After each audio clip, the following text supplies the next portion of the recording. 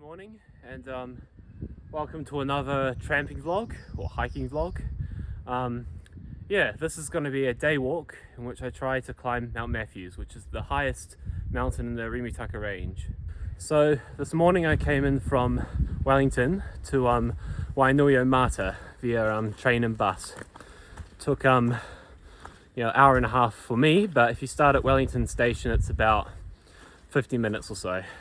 There are multiple ways to enter the Rimutaka Forest Park. If you have a car, it's really easy. There's the Catchpool Valley car park, which is like a 40-minute drive from Wellington in total, or less actually.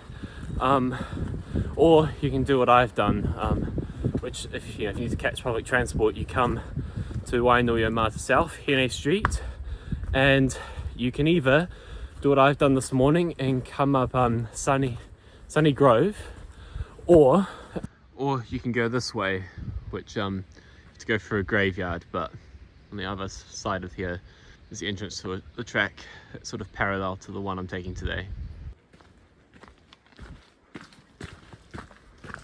Here is Wainui-o-Mata. So I've come to the first junction. It takes about an hour to get here. That's kind of worth it, but the trees kind of cover all of the view, but it's an alternative track you can take to the Orongorongo River. This way is where I'm going today, the Whakanui track. Yeah.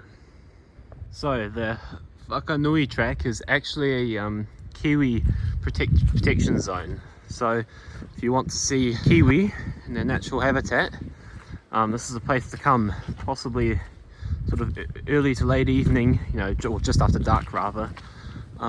That's when they'll be most active, I think. Make sure to follow the orange markers.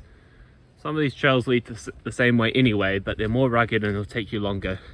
If you want to fit getting Mount Matthews and done and back in one day, you need to kind of minimize detours.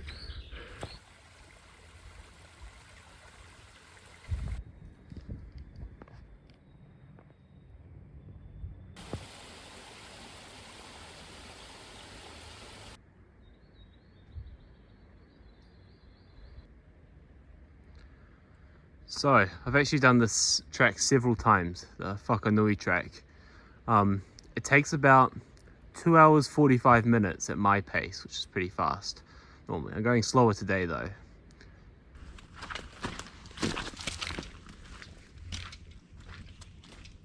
I thought I should mention this trip is kind of bonkers. Like, it's 42 kilometers I think in total, might be a bit less, but and you've got like 1,500 meters of up and the same down because you have to go back to where you came. So yeah, you cross one mountain range, cross a river, and then go up the highest mountain in the Rimutakas, and then come all the way back.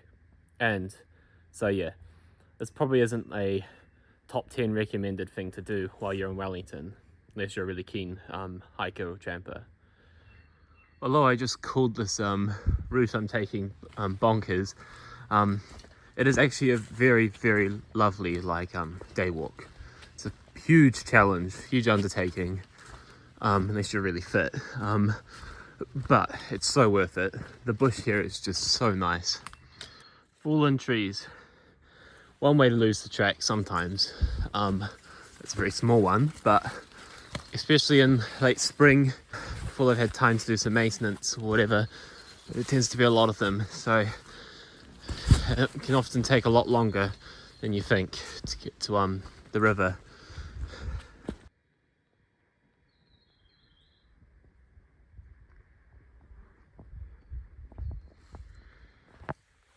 So you may have seen that I brought my big tramping pack with me today, despite it being a day walk, and it's not actually that full, it's just a big pack.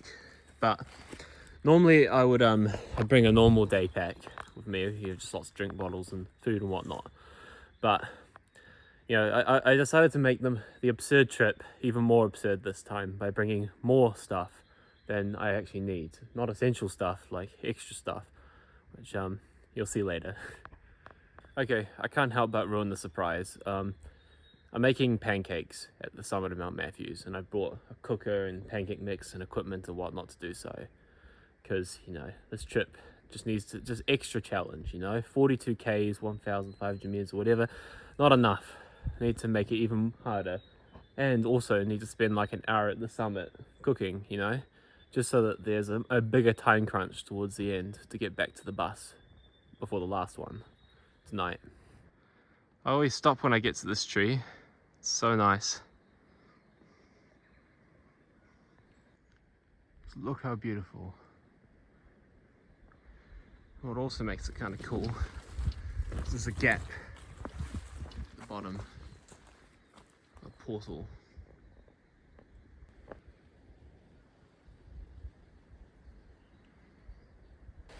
So I've made it. The Orongorongo River. Doesn't look too deep at the moment. It's good. It's quite spread out as well, braided. Makes it easier to cross. Here's some traps for all of the pests that ruin our native forest in New Zealand. It's good they do that, keep them under control. Despite it looking pretty barren and there being nothing in sight except bush and rock, there are actually like 60 or even more huts in this valley. It's because you can get a 4-wheel drive up this river, and because it's like an hour from Wellington to get something here. So yeah, lots of people, you know, 100 years ago, 70 years ago, built family batches and things. It's quite cool. And yeah, this is the track that you follow down to, or technically goes most of the way to the coast, but goes to this feature called Jacob's Ladder, which is a sort of a bridge that goes over a creek that you reach if you go directly to this river from the main car park. But it's easier actually just to walk up the river, just to follow the river, you know. Now to try cross without getting my feet wet.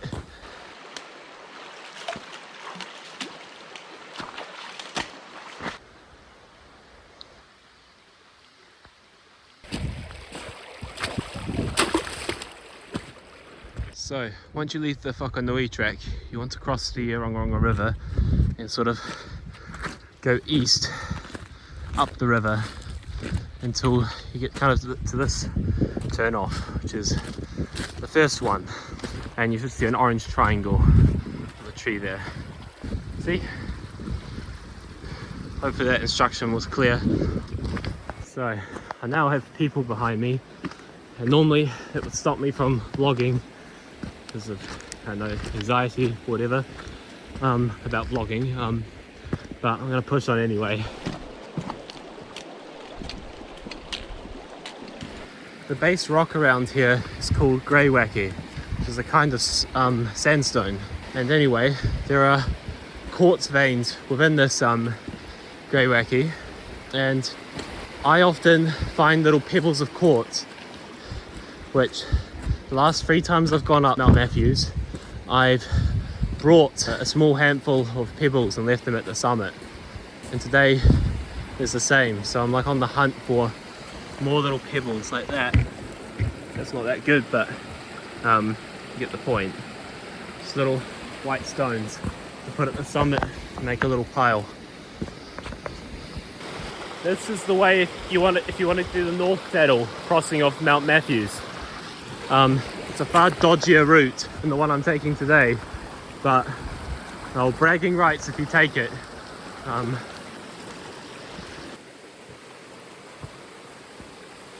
Now I'm on the ascent. I'm not taking the North Saddle route, which I pointed out. I just continue following the markers upstream, as that's way too dodgy. It's all right. The standard route up Mount Matthews, a little bit overgrown in parts, and a little bit of up and down for the final climb. Based on previous times I've climbed Mount Matthews, it should take about 2 hours to climb today. Sign says 3.5, but I reckon it's shorter because I've done it multiple times and it's been shorter. But with all this extra gear I have for making pancakes, maybe it will take me 3.5. I can't believe it. I climbed like 80 meters or something and I have to go back down now because I forgot to fill my water bottles. So, make this challenging day even harder. Filled up my water bottle. Best to treat it with a treatment tablet, or if you have time, boil it. as there are deer droppings and everything that enter the water supply and you can get parasites. Shit, now my pack's heavy. At least if I get to the top first, I can make the pancakes and share it with those other people, because it's quite a bit of pancake mix. It's quite the grind coming up Mount Matthews. You don't really think until you start climbing it again. I've been up here many times before, but somehow I have amnesia about how difficult it is. And I've only been doing 20 minutes of climbing, or less. 2 hours. Whew.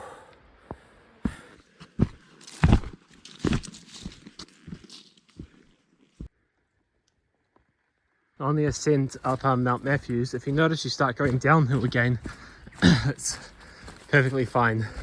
It's this first little knob you have to climb, descend a little bit, and then you go on the climb up to South Saddle. And once at South Saddle, then the final ascent. I mentioned before there was a North Saddle that's really dodgy. It kind of has, both sides have slips and you have to walk along the middle.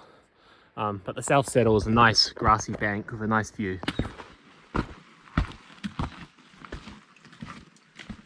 Nearing 400 meters. Such a lovely day. Even though I looked for a weather window which had little wind, I almost wish there was a little breeze at the moment. Whew. So hot at the moment.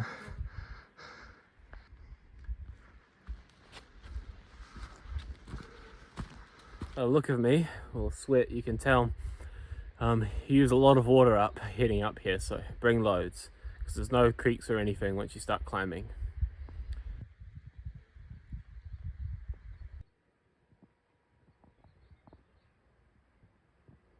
Out there is a slip to the left of the track as you climb up to South Saddle, and I've heard goats there for some reason. Seem to like it there quite a few times.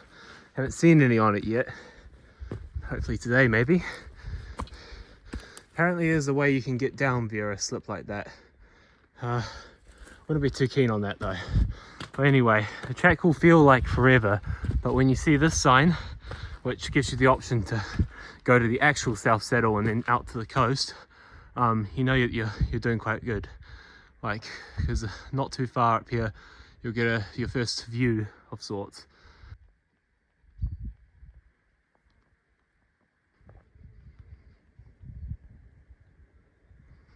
Just when you begin to lose hope that you'll ever reach the South Saddle view, you finally get there. But it's not the end. Even this isn't the end. It looks like the end, but it actually climbs higher. You can see all the way out to Wellington. Well, you can see part of the city. So you see that there? That is that little stream that I followed just before I got to the Orongorongo River. We go up there, basically, is where I came from today. Although not the summit, it follows to the side, the track. There is another track that goes along here and comes down this way.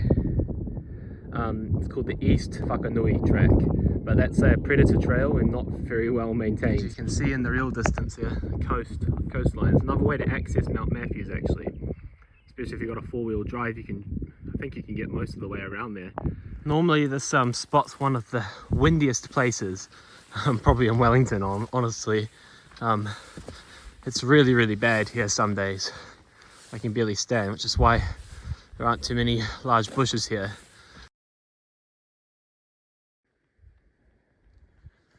So I've reached the 700 meter mark. The height of Mount Matthews is 941, although I have to climb a little bit more than 250 meters because unfortunately it does go down a little bit before it goes right up to the summit.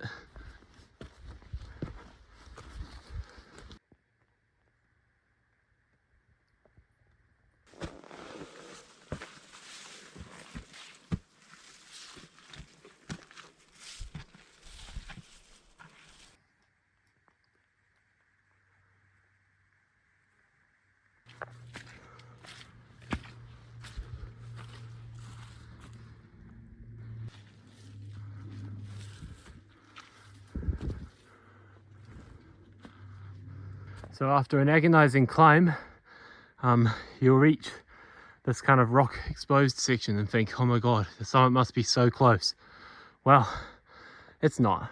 And the first time I did it, I wasn't very fit, and so when I got to this point and I realized it wasn't the summit, it sapped nearly all my morale to get to the top. Whew, about 15 minutes from the summit. I'm a bit pessimistic as to whether my stones are still there. Well, there'll be some, but I think someone would have messed up the pile.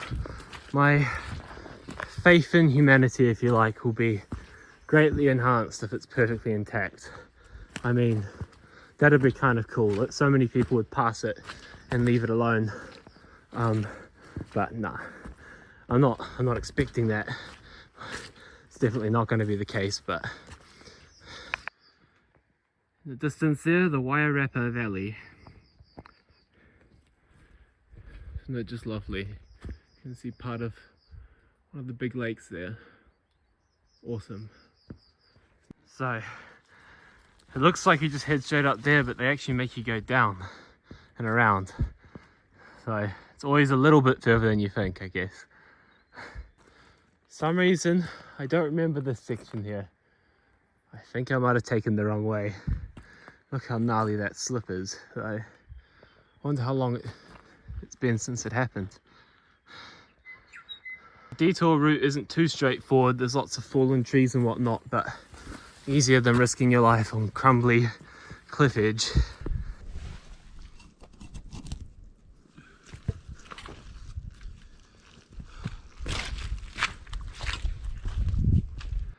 How beautiful, you can see right out to the Miramar Peninsula and Wellington proper. You can even see the South Island, some of the Southern Alps in the real distance. Well, I made it, finally. Yeah, just so I confirm that I actually have made it. This is the summit survey marker thing. And that's interesting. Someone's put other rocks, presumably from over here, in amongst the pile, but it's still relatively intact. I have some more rocks I brought up today, so I'm going to add them to it, make it a nice neat pile again. Not as good as it looked last time, but still pretty good, I reckon. So out there you see a lake. It's called Lake Ferry, and Awarangi Forest Park, I think it is. Yeah, out there where they have the pinnacles that are famous because they were used in the Lord of the Rings. And this is Palliser Bay and Cape Palliser that way. Hope I pronounced that correctly. Probably didn't, but anyway. And yeah, you can't see it today, but sometimes you can see all the way out to the South Island.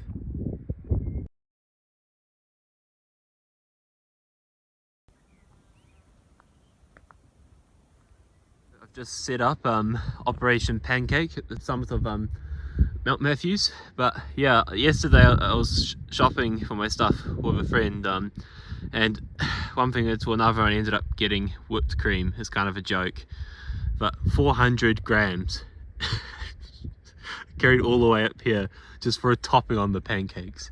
It's actual madness. It's my pancake mix.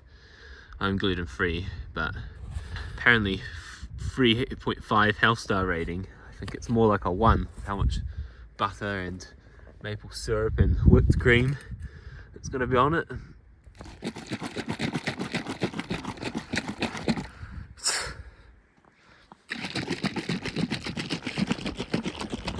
I pray it does not start raining when I'm here shaking pancake mix at the summit. Well, it's going. I mean, this is just so stupid.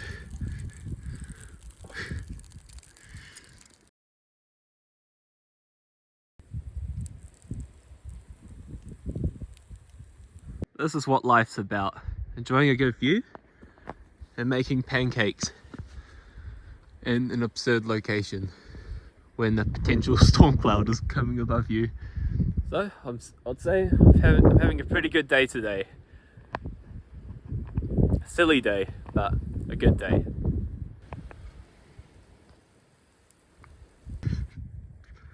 It's so ridiculous. Oh.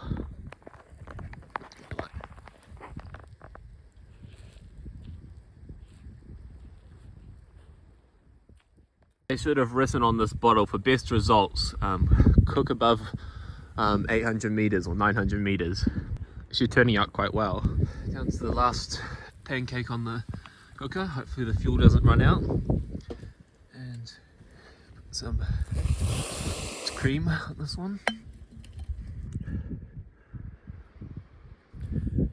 Alright, well, all packed up. Quite a mess I made. I got to share some of the pancakes with the people who came up, which was good. It's so cold up here right now, you can tell by my voice. I'm literally shivering. Yeah, so nice up here. But I think it's about time I left.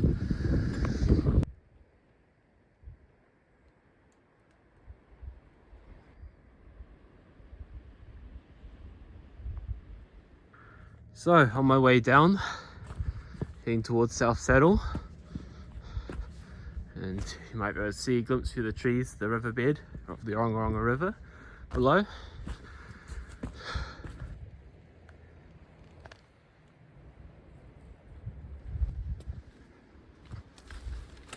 I'll have my second lunch, hummus and dip.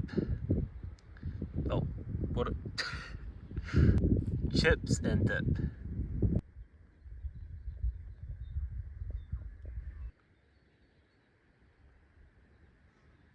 So I'm almost at the bottom now. So the weather's still quite nice actually. Kind of shelter from the southerly winds. Got some hours until nighttime. However, I will be walking back to Wainoia-Mata in the dark. I have to get back by 9:50 to that bus stop. Otherwise, I just can't get back to Wellington.